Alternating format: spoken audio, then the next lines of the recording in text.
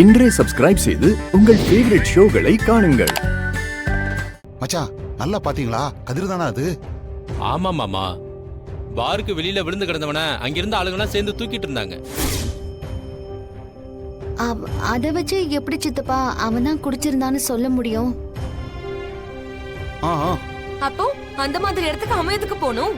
படுத்து தூங்குறதுக்கா போனோம்? இல்ல, சரியா விசாரிக்காம இவங்க எதுவும் பேசுறாங்க. என்னடி விசாரிக்கணும்? அதான் 2 பேரும் பாத்துட்டு வந்து சொல்றாங்கல்ல, இவங்கிட்ட இல்லாத கெட்ட பழக்கமே இல்ல போல இருக்கு. இங்க பாரு, அவனுக்காக வக்காலத்து வாங்காதன்னு உங்ககிட்ட எத்தனையோ தடவை சொல்லிருக்கேன்.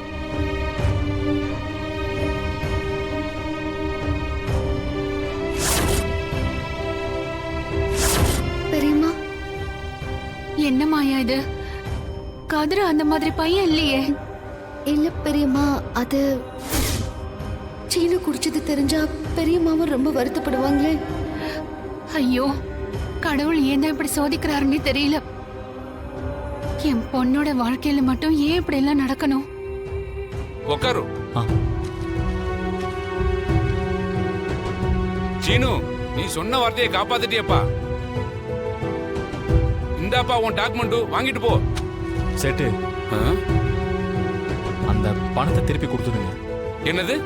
நீ என்ன சீனு சொல்ற? நீ கொடுத்த பணத்தை திரும்ப கேக்குற? என்ன விளையாடுறிய நீ? இல்ல சேட்டு, அந்த பணத்தை நான் கொடுத்து விடல. உன் ஒய்ஃப் நீ கொடுத்ததா சொல்லிதான் என்கிட்ட கொடுத்தாங்கோ. இல்ல சேட்டு, நான் கொடுக்கல. என்ன சீனு, இப்ப யார் கொடுத்தா தான் என்ன? எனக்கு தேவையான பணம் வந்துருச்சு, அதனால இப்ப கணக்க முடிச்சிருவோம். சேட்டு, அது ஏன் பணம் இல்ல சேட்டு, நான் சம்பாரிச்சு உங்க பணத்தை கொடுத்துறேன். என்ன சீனு, நீ கொடுத்த பணத்தை திருப்பி கேக்குற? நீ சம்பாரிச்சு கொடுக்க போறியா? நீ எப்போ சம்பாரிச்சு எப்போ என் பணத்தை திருப்பி கொடுக்கறது? என்ன விளையாடுறியா நீ?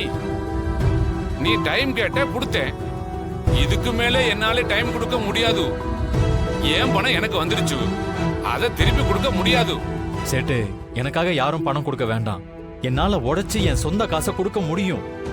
நீ எப்ப சம்பாரிச்சு என் கடனை எல்லாம் அடைக்கிறது? அதெல்லாம் ஆகிற காரியம் இல்ல சீனு, அதெல்லாம் தர முடியாது. என்ன நம்புங்க சேட்டு, உங்க பணத்தை கண்டிப்பா நான் கொடுத்துடுவேன். இப்ப இந்த பணத்தை கொடுத்துடுங்க. அப்போ என் பணத்துக்கு என்னதான் வழி?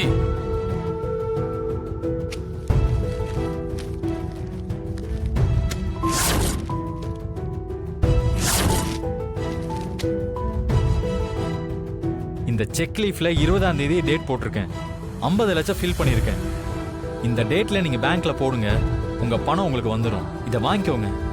என்னப்பா நீ இப்படி பண்றியே? ப்ளீஸ் சேட்டு, இந்த ஒரு தடவை மட்டும் என்ன நம்புங்க. இந்த செக்கை வாங்கிட்டு அந்த பணத்தை கொடுங்க. கொடுங்க சேட்டு.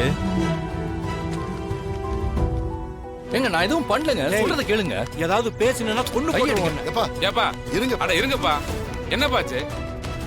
ரகராமைய வீட்டு மாப்பிள்ள தானே, எதுக்கு இப்படி பிடிச்சி இழுத்துட்டு வர? ஐயா, இந்த அயோக்கியம் என்ன காரியம் பண்ண தெரியுமா? வர்ற கோவத்துக்கு இவனை இங்கேயே கொண்டு போடுறான் ஐயா. சொல்லிட்டு இருக்கோம்ல, வீட்டுல பொண்டாட்டி குளிச்சிட்டு இருந்தாங்க. இவன் சிலிண்டர் போடுறன்னு உள்ள வந்து குளிக்கிறத எட்டி பார்த்துட்டு இருக்கான். ஐயா, சத்தியமா அந்த மாதிரிலாம் இல்லையா? நான் அந்த மாதிரிலாம் எதுவும் பண்ணலங்க. இவர் ஏதோ தப்பா புரிஞ்சுக்கிட்டு பேசுறாரு. டேய், பொய் சொல்லாதடா. நீ எட்டி பார்த்ததான் என் 2 கண்ணால பார்த்தண்டா. அப்பவே இவனை கையும் களமா புடிச்சிட்டேங்க. சிலிண்டர் போடுறன்னு எல்லார் வீட்டுக்கும் போய் இவன் இதே வேலையை பார்த்துட்டு இருக்கான். அந்த மாதிரிலாம் எதுவும் இல்லைங்க. நான் சிலிண்டர் போட தாங்க இவர் வீட்டுக்கே போனேன், வேற எதுவுமே நான் பண்ணலைங்க. டேய், கேவலமான வேலையை பார்த்துட்டு அப்பாவி வேஷம் போடுறியா? நீ எல்லாம் ஒரு மனுஷனாடா? உன்னை எல்லாம் உயிரோட விடக்கூடாதுடா. இருப்பாங்கறல நீ பாட்டுக்கு அடிக்க போற?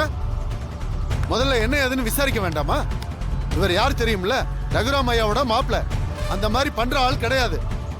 அதான் தப்பு பண்ணிருக்கான்னு நேர்ல பார்த்தவரை சொல்றாரே. ஏன்பா, ரகுராமோட வீட்டுக்கு வேணா முறைப்படியா மாப்பிள்ளையானா? அந்த பொண்ணுக்கு விருப்பம் இல்லாத தாலியை தானே இவன் கட்டினா.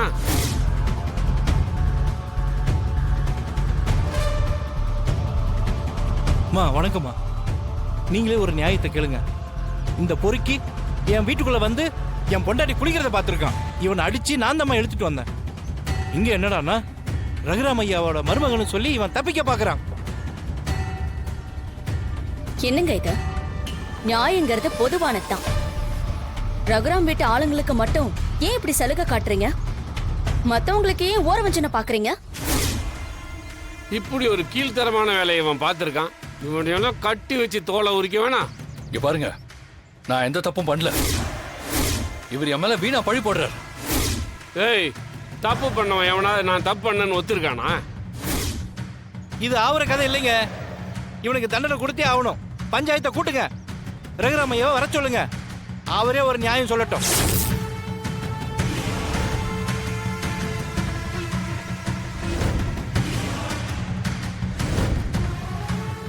என்ன எல்லாரும் அமைதியா இருக்கீங்க? ஒரு தலைவர் குடும்பத்துக்கு மட்டும் தனியா ஒரு நியாயம் இருக்கா என்ன? யார் தப்பு பண்ணாலும் அத விசாரிச்சு தண்டனை கொடுத்துதான் ஆகணும். என்னப்பா இப்படி எல்லாரும் அமைதியா இருக்கீங்க? போய் ரகுராமையா கிட்ட விஷயத்தை சொல்லி கூட்டிட்டு வாங்க. நாமளா முடிவு பண்ண வேண்டாம். அதுவும் சரிதான், வாங்க போய் கூட்டு வந்தோம். சரிங்க. ச்சே, நம்ம குடும்ப மானமே போகுது. இப்படி கேடுகிட்ட வேலையை பார்த்திருக்கான் அந்த கதிரவன். ஐயோ ஐயா, கதிர அப்படிலாம் பண்ற பையன் இல்ல. அவன் ரொம்ப நல்லவன். ஏன் நீ தப்பு பண்ணவனை புடிச்சு கூட்டிட்டு வந்திருக்காங்கல்ல, இப்பவும் அவனை நல்லவன்னு சொல்லிட்டு இருக்கீங்க? இந்த மாதிரி ஒரு தப்ப கதிர எந்த காலத்திலயும் பண்ண மாட்டான் பத்மா.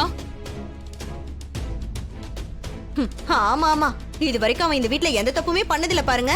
அவனாலதான் இந்த குடும்பத்தோட மானமே கப்பல் ஏறி போயிட்டு இருக்கு. அக்கா, கதிர் அந்த அளவுக்கு தப்பான பையன்லாம் இல்ல. இந்த வீட்டு பொண்ணு கழுத்துல கட்டாயப்படுத்தி தாலி கட்டியிருக்கான். அப்புறம் அவளை ஏமாத்தி இந்த வீட்ல இருந்தே கூட்டிட்டு போயிட்டான். அது மட்டுமா, குடிச்சிட்டு ரோட்ல விழுந்து கிடந்தானு மாமா தானே சொன்னாரு. இவ்ளோ பண்ணவன் இதை மட்டும் பண்ணிருக்க மாட்டானா என்ன? ஐயோ இல்ல, கண்டிப்பா கதிர் இப்படி பண்ணிருக்க மாட்டான். அவன் மேல யாரோ பழி போட பாக்குறாங்க. ஏதோ தப்பு நடந்திருக்கு.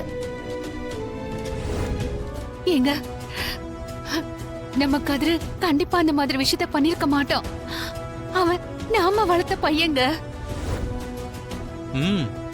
ஆமா, நம்ம வீட்டு பொண்ணு அவன் தான் வேணும்னு பின்னாடியே ஓடி போயிட்டான். அந்த அளவுக்கு அவளை ஏமாத்தி அவன் கூட்டிட்டு போயிட்டான். இவன் ஒழுக்கமானவனா இருப்பான். ஏய் பத்மா, சும்மா நீ பாட்டுக்கு ஏதாவது சொல்லிட்டு இருக்காத. என்ன நடந்துச்சுன்னு விசாரிச்சா தானே தெரியும். யாரோ வேணும்னே கதிர மாட்டி விடணும்னு பாக்குறாங்க. கதிர் மேல நிச்சயமா தப்பு இருக்காது. ஆமாங்க. ஏங்க, நீங்க அவனை எதுவும் தப்பா நினைச்சிடாதீங்க. கதிர நல்லவன்.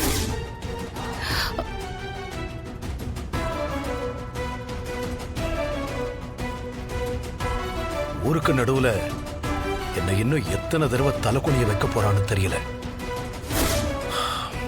சிவா அண்ணே வா. சரிங்கண்ணா.